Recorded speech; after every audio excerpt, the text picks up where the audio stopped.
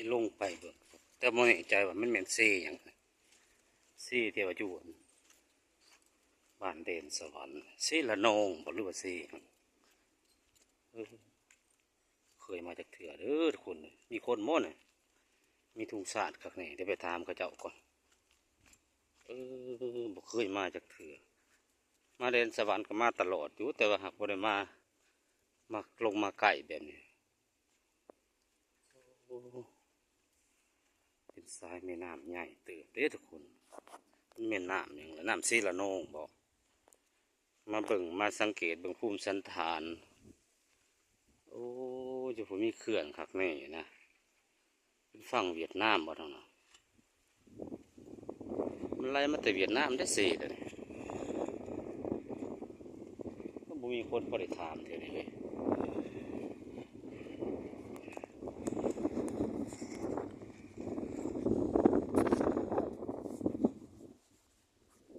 สบายนั่นน่ะข้าเจ้าโหนคำเฮ็ดจังได๋บัดสิย่างไปหาข้าเจ้าบอกว่าโอ้มีทุ่งสาดโอ้เจ้าลงย่างไปเบิ่งบ่เนาะ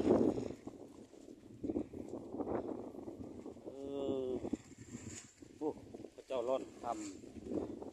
มีทางลงทางนั้นเดี๋ยวจะไปย่างไปเบิ่งก่อนทุกคนแล้วเห็นได้จะไปหาข้าเจ้าได้ปะได้คลิปเด้อทุกคนเด้อย่างไปก่อนจะถามข้าเจ้าโอ้ยอุ่นเขาตาทุกคนผมเจ้าล่อนคำผมเป็นกลุ่มอยู่เดี๋ยวสิย่างไปเบิ่งก่อนเด้อทุกคนเด้อมีเรือใหญ่ครับนี่เรือใหญ่เรือสินค้าครับนี่เด้อเอาหลบขึ้นว่าเอาเลยบ้านข้าเจ้าที่อยู่มองกันบ้านผู้ดอยชนบทโมเมนต์ได้นี่เป็นแม่น้ำใหญ่คักนี่มันแม่น้ำอย่างวันโอ้ไปถามข้าเจ้าก็ซีละนองหรือซีอย่างอาจจะมาแต่ทางเวียดเขาได้เบิ่งเคลื่อนคักนี่เด้อนะย่างไปหาข้าเจ้าก็ไปได้บ่ละน้ำเลิกปะโทประจังสังเกตเบิ่งเรือเนี่ยเรือแก่บรรทุกสินค้าแล้วนี่เรืออิซูซุลงไปทางพูนสิไปเมืองนองบอกเรื่องอะไรถ้าขึ้นไปทั้งพี่อาจจะขึ้นไปเวียดเพราะมันอยู่ชายแดนเนี่ยเลยทีเดียวเห็นเขื่อนโมเมนต์เวียดหรือเปล่านะสงสัยนั่นแหละเคยลงมาจากเขื่อนทุกคนเลยพวกเขาเจ้าหล่อนคำโอ้ยได้สิญญาไปหาเขาเจ้าได้วะย่างไปเบิ่งก่อนสังเกตสินค้าเขาเจ้าทุกคนเมนแท้ๆเลยเวียดเลยนะพามไปทางเวียดเป็นด่านเป็นยังข้างในนี่มีทานตำรวจทหารอยู่นี่มันเป็นแนวนี้นะทุกคนเนาะมันมีแม่น้ำใหญ่ครับแม่จังโฟจังไม่มีปูมีปลาในตลาดเจ้าหล่อนคำ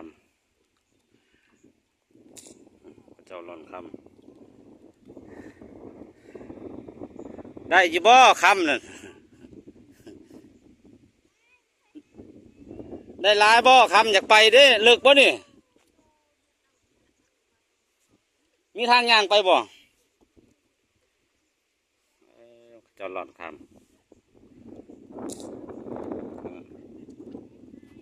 เจ้าผู้สาวด้วยนะ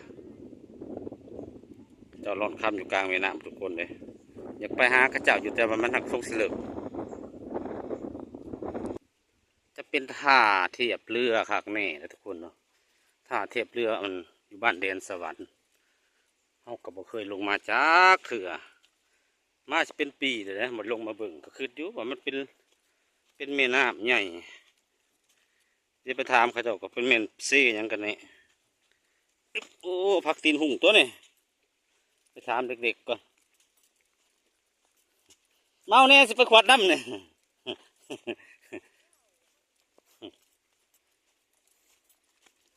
จะถามเด็กๆก่อนเธอ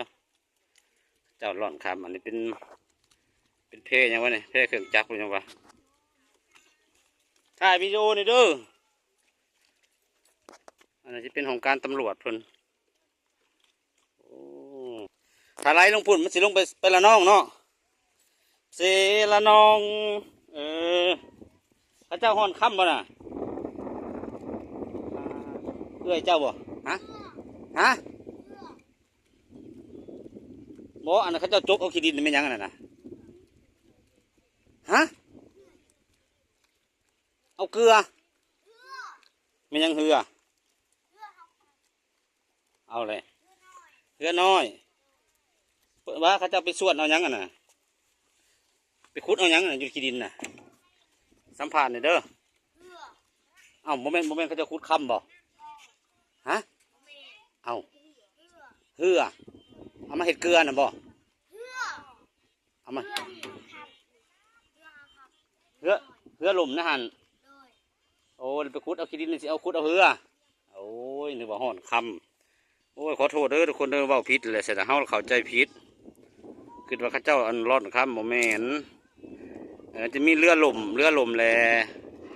ทรายมันมาถมเรือแหละขุดเอาทรายออกเจ้าเรือขึ้นมาโอ้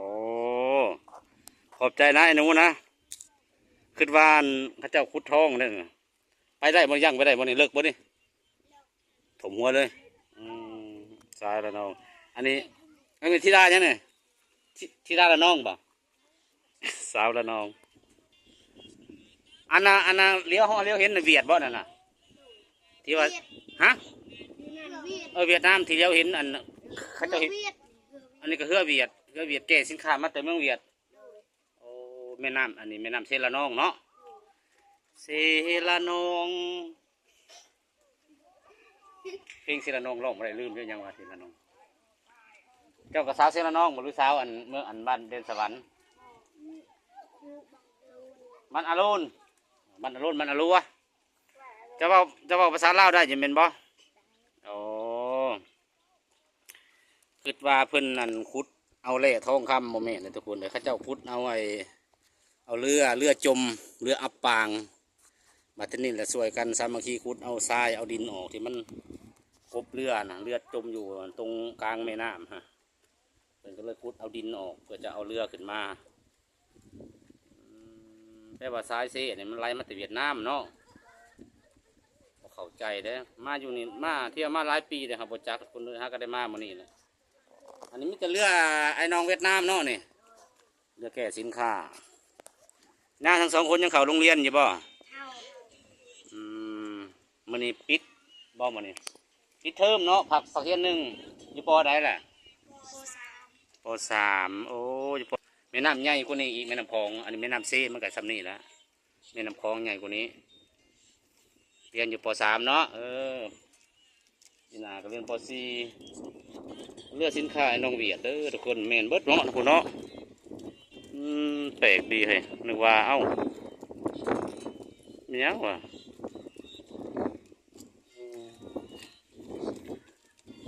น้องๆเขามานั่งอยู่ผมเก็บภาพบรรยากาศเซละนองอันนี้เซละนองอาจจะไล่มาแต่พุ่นแหละพี่น้องเลยมาได้มาแต่เวียดนามเพราะว่าขามไปอีกประมาณ2 กิโลที่เขาเลี้ยวเห็นเนี่ยเป็นเวียดนามเรือสินค้าเนี่ยไม่ได้เรือเวียดนามเนี่ยเขาเก็บปุ๋ยแก่ยังเครื่องอุปโภคบริโภคต่างๆสินค้ามาแต่เวียดนามล่องมาตามแม่น้ำก็เป็นเส้นทางเดินส่งสินค้าอีกแบบหนึ่งอีกอย่างนี้ก็ได้ก็บ่เคยมาเห็นสักเถื่อเคยลงมาสัมผัสเป็นครั้งแรกที่ลงมาสัมผัสสายแม่น้ำเซละนองเขาก็จะไล่ลงไปปุ่นไล่ไปเซละนองแล้วก็ตกใส่เซบางทียังบอกลงไปปุ่นโอเคทุกคนเราก็จะเดินกลับก่อนมาสัมผัสแม่น้ำเซละนองตอนนี้คือซีเมนต์ปลายมันเนาะปลายมันซึ่งมันจะไหลออกมาแต่เวียดนามผมแม่น้ำมันเนี่ยกะฮักกะสีเข้าใจว่าต้นกำเนิดแหล่งที่มาของแม่น้ำเซละนองเนี่ยไหลมาแต่เวียดนามแต่สมัยเขาโรงเรียนกับเรียนวิชาภูมิศาสตร์กัน ก็บอกเข้าใจลืมเบิดบ่รู้จังใดสายน้ำแต่ละสายมันมาทางใดนี่ นี่นึงเป็นหยังก่อนเสโดนบอกยังทางใต้ออกมาแต่เวียดนามหรือว่าไล่ลงสู่เวียดนามโมแน่ใจคือกันต้องได้เรียนรู้วิชาภูมิศาสตร์ใหม่ละ ขอโทษเนี่ยพักตีนหุ่งใช่ไหมเมื่อกี้สังเกตเห็นพักตีนหุ่งทุกคนธรรมศาสตร์สั่งมาแท้ๆเลย ตอนแรกคือว่าเขาเจ้าอันเนี่ยสินค้ามาจากเวียดนามเข้าใจว่าเขาเจ้าพุทธทอง โอ้เข้าใจผิดแหละสวนสาลีหัวแน่นอนวะป้องกันนะป้องกันแบะเดินทางกลับเลยทุกคนทางเขาลงมาจะพูดแปลว่าแถวนี้เนาะเขาเป็นเทศกาลอันช่วงอย่างเขาเอ่นช่วงสงกรานต์เนาะเจ้าก็อาจจะจัดแถวนี้แล้วนี่ลินน้ำลินยังเนี่ยจังว่ามันก็หลายที่ที่เขาบ่เห็นกับเขาอาจสิบ่ฮู้แล้วก็ว่าภูมิสันฐานแต่ละเขตแต่ละหม่องที่ว่าเขาเจ้าเป็นเขตผู้ดอยบ่แม่นแน่เนาะห่างไกลจากแม่น้ำลำธารคือง่ายมาบ้านเรือนหรือว่าเมืองต่างๆที่เป็นตั้งกะภูมิสันฐานสิมีแม่น้ำมีภูเขาบวกธรรมศาสตร์กลมกลืนกันนี่นะนี่ทักตีนหุ่งมาเนี่ยทุกคนมาน้ำกันแม่นบ่อันนี้ทักตีนหุ่งบ่หันกล่องมาหาตัวเองก่อนเด้อทุกคนเด้อหันกล่องมาหาตัวเองก่อน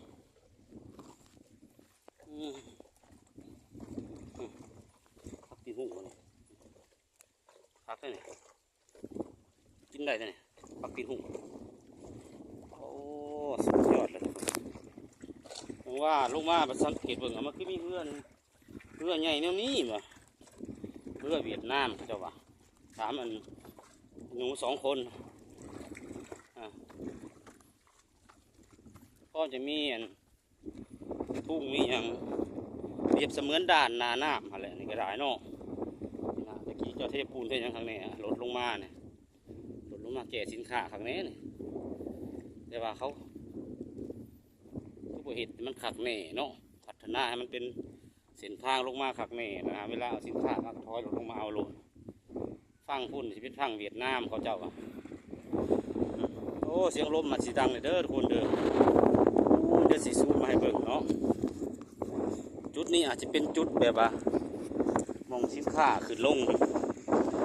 นะมีรถมียังลงมามีห้อยรถมียังแต่ว่าเจ้าน่าจะเห็นมันเทเป็นถนนคอนกรีตสินค้าบางทีก็มาทางเรือก็มีโอ้ฮันดิฟังน่ะจะเป็นเวียดนามได้ทุกคนเลย